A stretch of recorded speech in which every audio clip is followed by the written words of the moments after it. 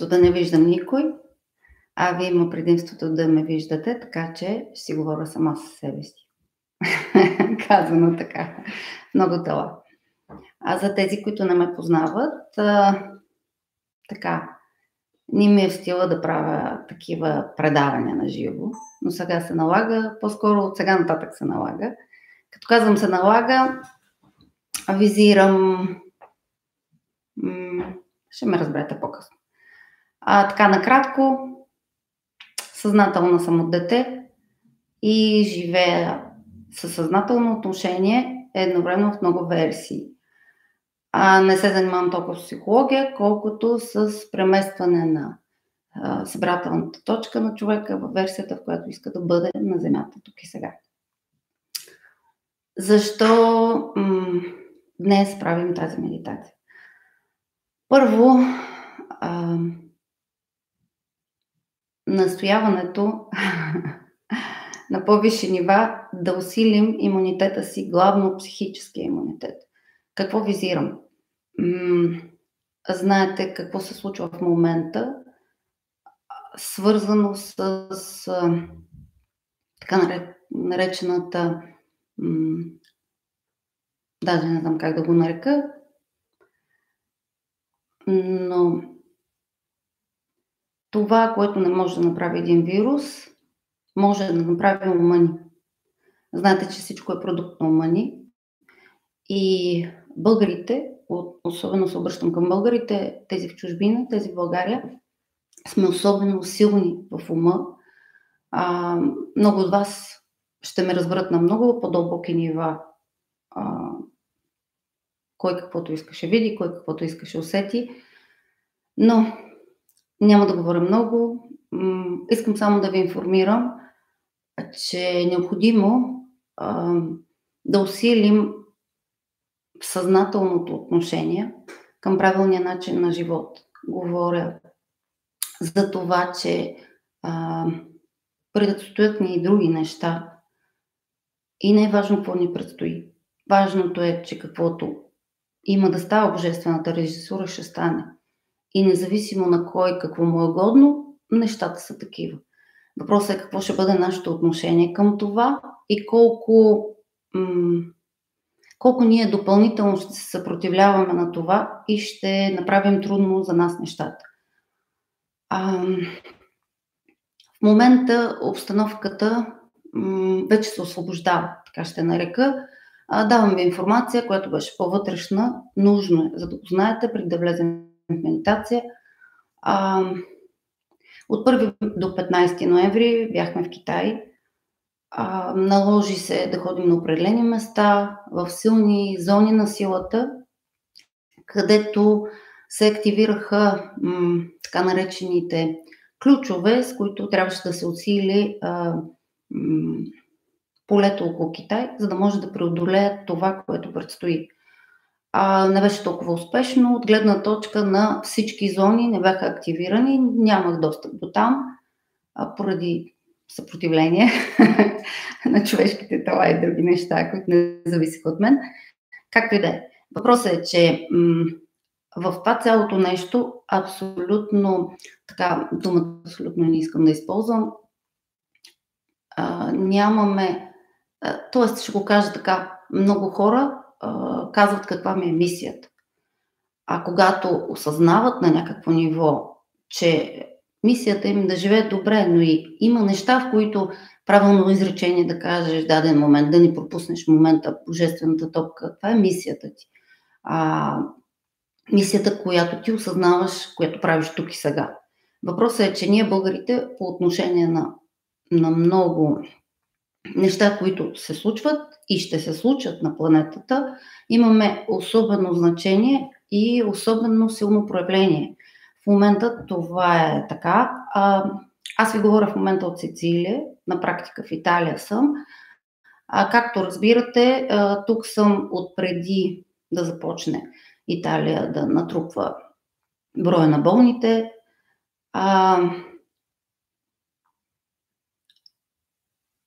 В момента нещата вече са добре от гледна точка на това. От вчера по-висшите нива, т.е. да го кажа така, в плана на планетата вече е влязъл антивируса, както аз ще го кажа по-детски, това, доколкото знаете, четете, видите каквото искате от това, което аз говоря, много важно правилно отношение да имате. А какво значи правилно отношение? Винаги да ви се засича информацията от трите аза, няма, т.е. полярността, разбира се по това, че липсва едната страна само.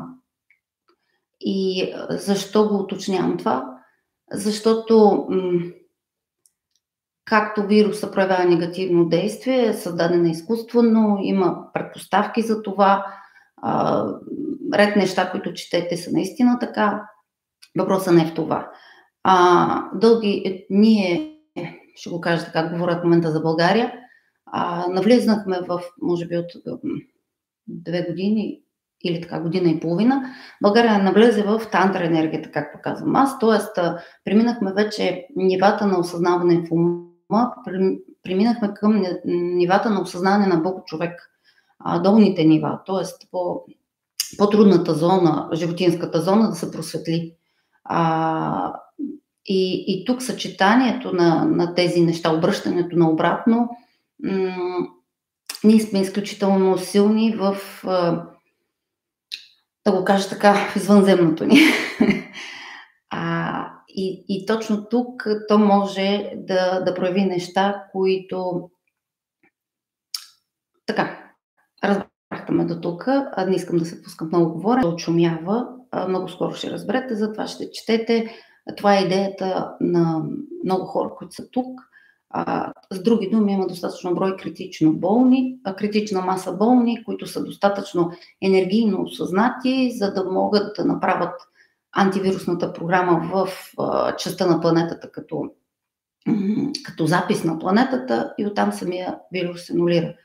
Защо обаче предизвиквам тази медитация? Главно заради психическите отломки, по-късния ефект.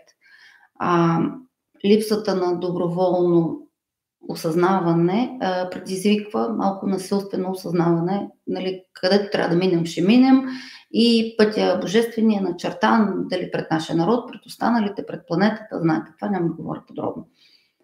Четете достатъчно, осъзнавате, чувате отгоре. Въпросът е учението на Лао Цзъ, ви ще ме разберете по-подробно или ще си прочетете, но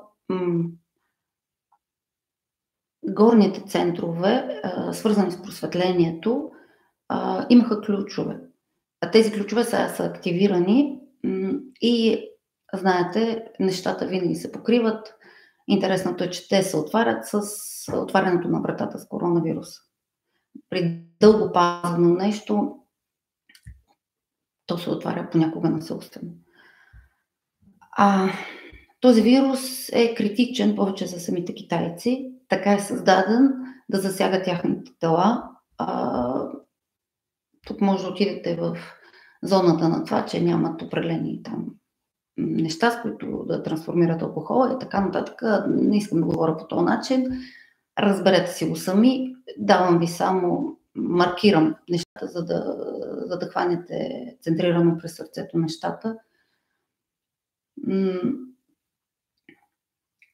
Отварянето на тези зони ще предизвика много психози, много психическа дезориентация и много отваряне на центрове, които ще активират просветление при много българи, изключително много. Дори тези, които не искат да влезат в това, т.е. дават съпротивление, не ги интересува и така нататък, особено при тях. Т.е. не го решаваме ние, еволюционния ни план, на всеки един от нас, на всички души, които сме влезли в България и така нататък. В момента ще кажа нещо за българите в чужбина. Изключително акцентирам в момента за българите заради нещата, които трябва да свършат вътрешно усещане, да не се мотат да ги свършат, защото Европа ги зависи от това в голяма степен, както и света. Съответно в другите страни си имат други активации и така нататък. В момента нямам за цел да говоря за това. Акцентувам върху това, не че онова, нали, няма да говорим на друга тема.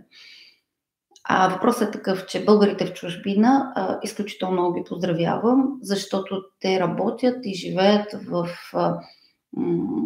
в, така да го кажа, с силно активиран български ген, но без българска земя. А защо говоря толкова за България? Не защото няма специални хора, няма специална земя, няма специално, всичко в Бог е специално. В случая аз акцентувам на това, българите сме силен ум и е нужно да вкараме този ум в употреба с правилна насока към осъзнат психически имунитет, физически имунитет, т.е. да усилим физическия си имунитет и активиране на самолечението, като между мен и вас е Бог, между всеки един човек и другия е Бог. Тук много така силно влияние имат върху мен и съм в контакт силен. Две светици, които са на мястото в Сицилия. Ладонна и Лакрима едната и другата е Санта Лучия. А в случая Ладонна и Лакрима изключително много така, прочетете си за нея. В момента, в който след тази медитация ще усетите много живо. Тя много активно участва в момента, изключителни нива. Всички тези нива са на нивата на Божествения дух, на женското начало. Така че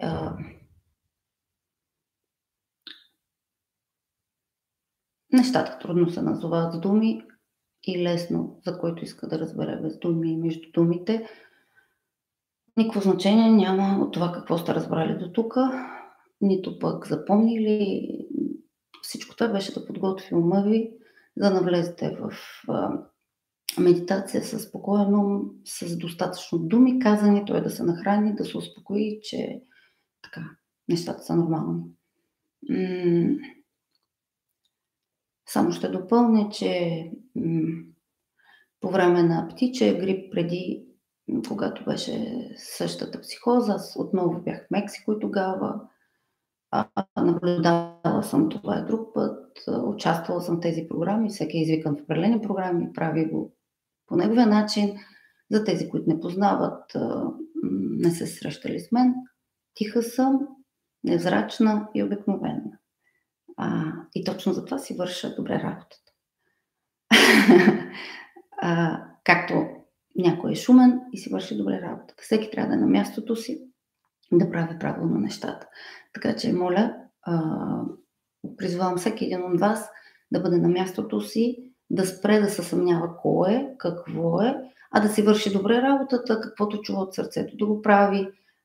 И няма никакво значение какво ще си помисли за вас, нито колко добре сте го направили. Бъдете сигурни, че в момента, в който осъзнаете божествената топка, независимо за какво, веднага до вас вече ще има подкрепление, ще има нещо, което ще ви подаде следващата стъпка и няма да ви се налага нищо да правите, то ще се прави само. Истинското божествено правене то се прави само. Вие просто направете първата крачка и оставете то да се случва. А първата крачка е да го разрешите да се случи. Да дадете свободната си воля да се случи божествения план, така както е. Така че, всъщност, нека да влезем в две медитации, една след друга.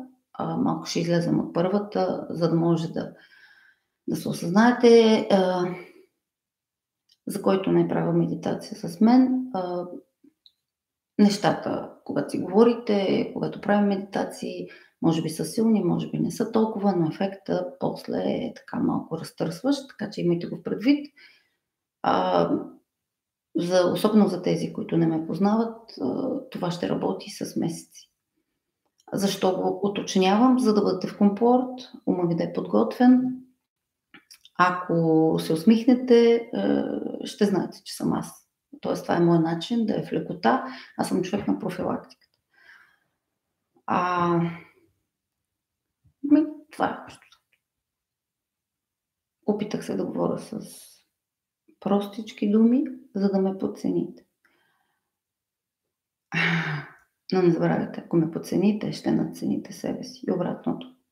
Не надценявайте никой отвън, защото ще подцените себе си. С други думи, правите ли едното, сте в ума, оставете се да влезете през това, което виждате себе си. Така че, нека да влезем в първата медитация. Настанете се удобно. Ако някой не е медитирал, просто релаксира, пуска се и то се получава по-детски.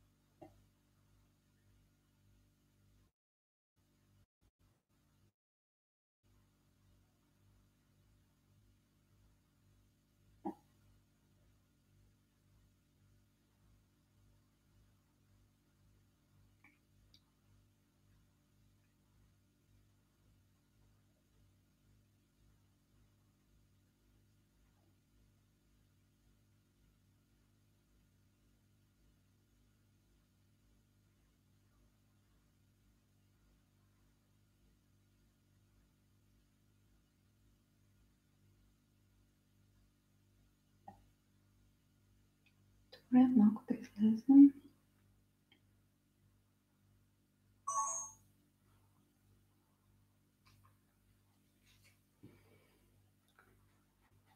Искам да поздравя всички хора, които осъзнават съотношението си, какво всъщност правят.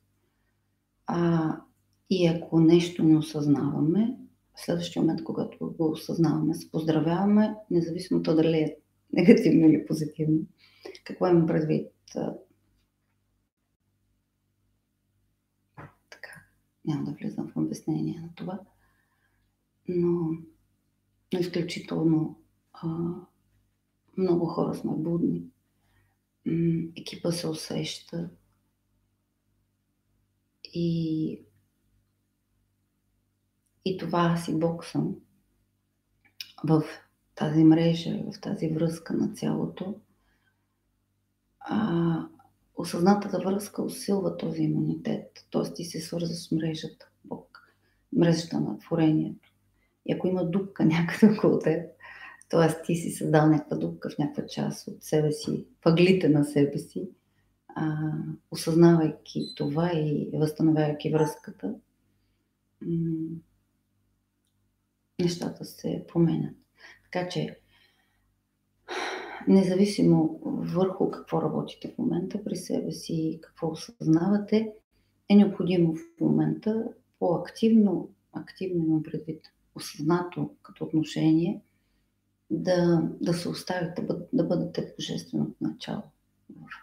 Богинята е по-казана.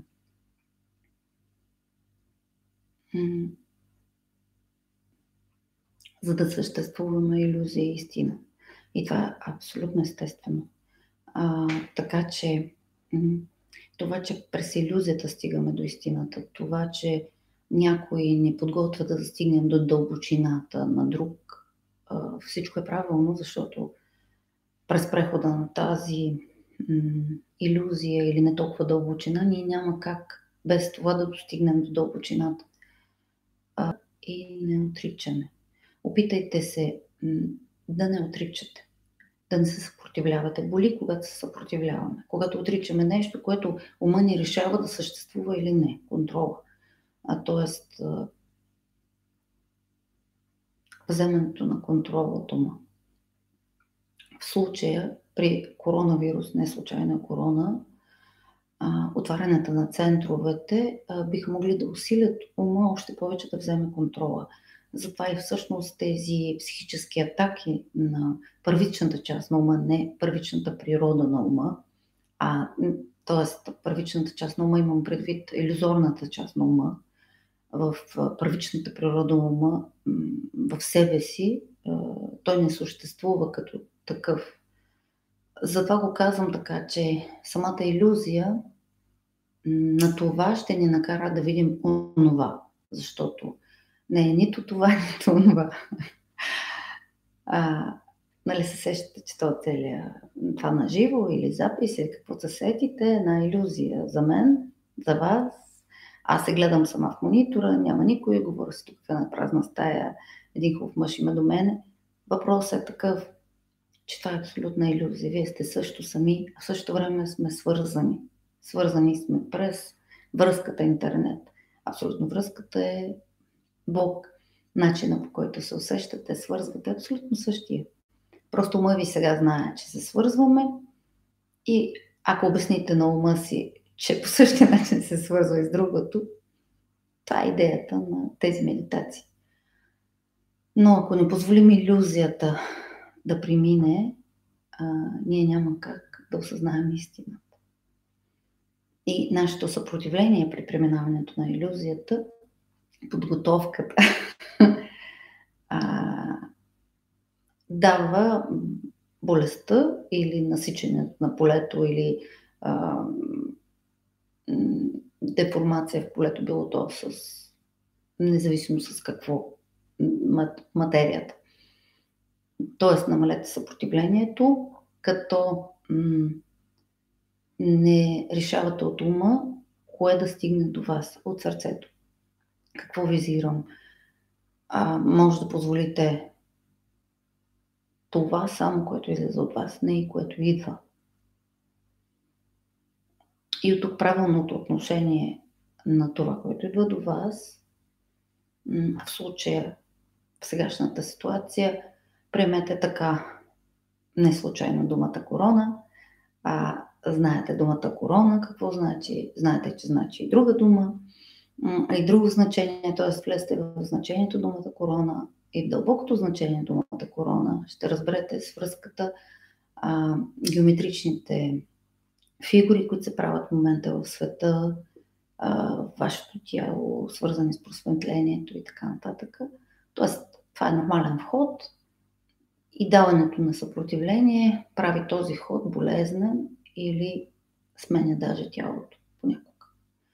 Така че тези хора, които мълчат, напъхват всичко в себе си, правят се, че не ги засяга начина на живот, по който водят, това като излиза от тях, ще бъдат повече засегнати психически. Просто ще се отворят нива в тях, които ще им се наложи това да го видят и те няма да могат да реагират по друг начин. Ако при вас това се случи, просто се отпуснете и си спомнете думата съпротивление. Както като ви взимат кръв от вената, ако стягате, не може, спринцовката може да се счупи, отпуснете се, за да си направите изследванията, да видите резултатите, да видите с какво разполагате. Когато видите с какво разполагате, използвайте това, което Бог ви предлага като инструментариум, като ключове, като хора около вас, като знания, като ченъл и каквото там решите. Тоест подходете практично, делово и не твърде лично. Не се взимайте на сериозно. Твърде личното отношение ще ви накара да се обиждате на ситуацията и на това, което сте вие. В случая това е стъпка към просветлението на планетата. Да, става по този начин, защото се съпротивлявахме малко и така. Всички стъпки, които предстоят, включително и тази, целят да отмият определени неща от планетата, които са се насложили както при нас. В случая вирусът не е лош, нито добър. Просто от позицията на по-високите нива той е правилен в момента.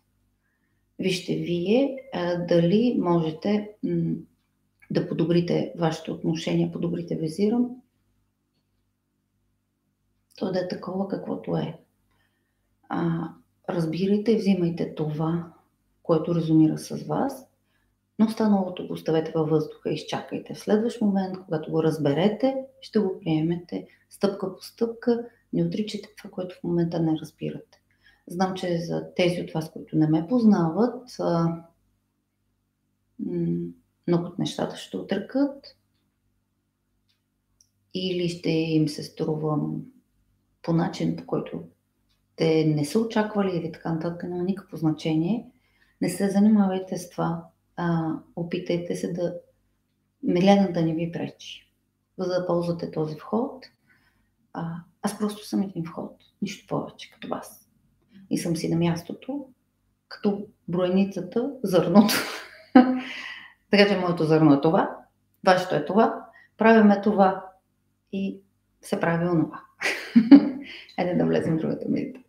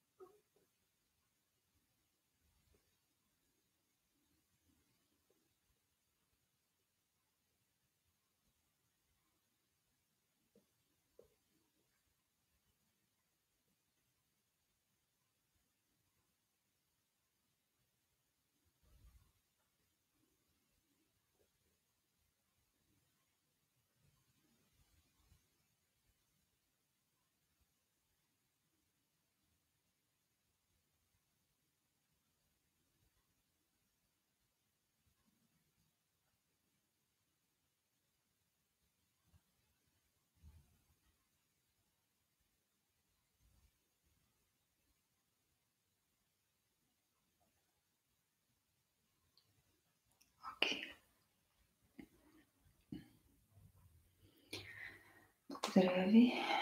Само ще кажа накрая. Каквото и да ви е страшно, то е мисъл форма. Независимо какво е във вашия поглед от среща,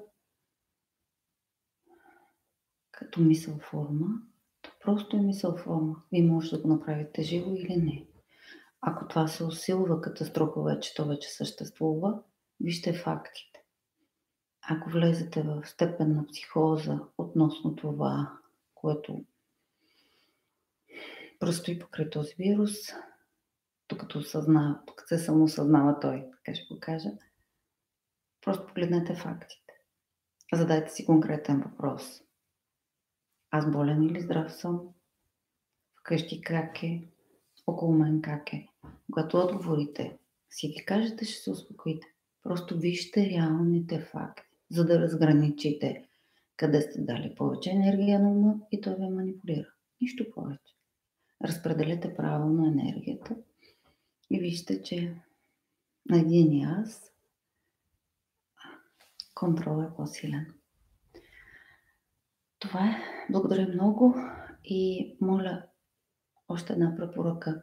Опитайте се всички вие, аз, да бъдем по-толерантни към себе си, към това, което ни е страх да правим и това, което сме смели и го правим. Защото ние и Бог сме. Никой не е на нашето място и никой не знае какво ние минаваме, за да го направим това и колко цена сме платили, за да го направим това. Не се обяснявайте прекалено, нито пък се опитвайте да саботирате хора, които правят това по друг начин. Това, че не разбират начина им, не значи, че не е правилен. Така че нека поздравям всеки един българин, човек от Европа, от света, който и да е, който по някакъв начин вижда през себе си всички хора. Докато в мен са всички хора, няма как да отида тук и да бъда само аз. Така че благодаря на всички хора в мен и на Бог в мен. Това е. Можете да си мислите каквото искате и да решите каквото искате. Просто оставете цялото да работи във вас. То ще ви покаже. Благодаря. Чао!